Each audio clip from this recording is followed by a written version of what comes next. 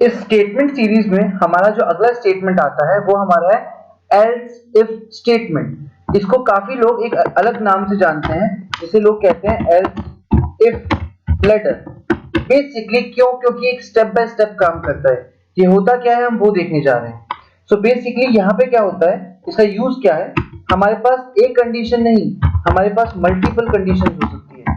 मतलब हम जितनी चाहें उतनी कंडीशन यहाँ पे अप्लाई कर सकते हैं। उसके बाद यहाँ पे आप एक चीज और कर सकते हैं, आप आउटपुट्स भी अलग बना सकते हैं। तो यहाँ पे आउटपुट्स भी रहते हैं मल्टीपल, सो मल्टीपल आउटपुट। तो इसका कुछ ऐसा यूजेस है कि एक ऐसा प्रोग्राम जहां पे आपको मल्टीपल कंडीशंस और मल्टीपल आउटपुट्स दिए जाएं, वहां पे आप यूज कर सकें एल्स इफ लेटर। सो हम डिस्कस करने जा रहे हैं एल्स इफ लेटर का स्ट्रक्चर। सो सबसे पहले इस स्ट्रक्चर में यहाँ पे इफ आएगा और यहाँ पे आप कोई भी कंडीशन डाल सकते हैं, कंडीशन 1 कुछ ऐसा, ठीक है। उसके बाद आपके दो ब्रैकेट्स होंगे और यहाँ पे आप स्टेटमेंट लिख सकते हैं। स्टेटमेंट मतलब डॉक्यूमेंट डॉट राइट, और जो भी आप आंसर देना चाहें वो आप आंसर यहाँ लिख सकते हैं। उसके बाद सेम चीज रिपीट हो सकती है कुछ इस तरीके से। मैं इसको एडिट करने जा रहा हूँ अभी थोड़ी देर में।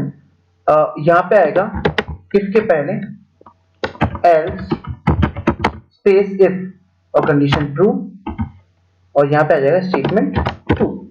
ऐसे ही हम यहाँ लिख देंगे एल्स इफ, और यहाँ पे देखेंगे कंडीशन 3, और यहाँ पे आ जाएगा स्टेटमेंट 3। एंड सेम यहाँ पे देंगे एल्स इफ कंडीशन 4 और कंडीशन की जगह स्टेटमेंट 4। एंड लास्ट में हमारा पोर्शन आएगा एल्स, सिंपल एल्स। यहाँ पे आप जो भी स्टेटमेंट आप देना चाहते हैं वो यहाँ पे आ जाएगा, डॉक्यूमेंट जो राइट।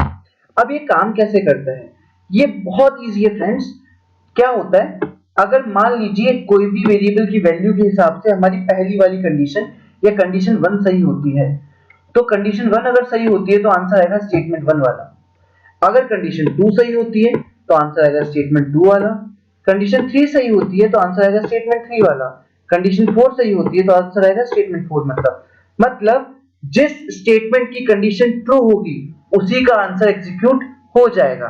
बट ऐसा भी हो सकता है कि कोई कंडीशन ट्रू हो ही ना।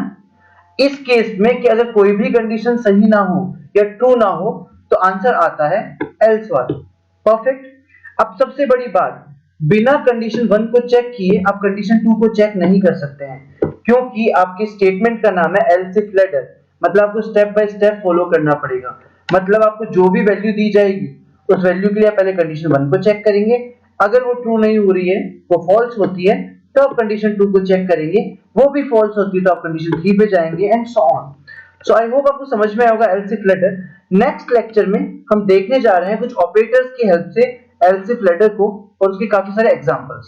So thank you so much for this lecture.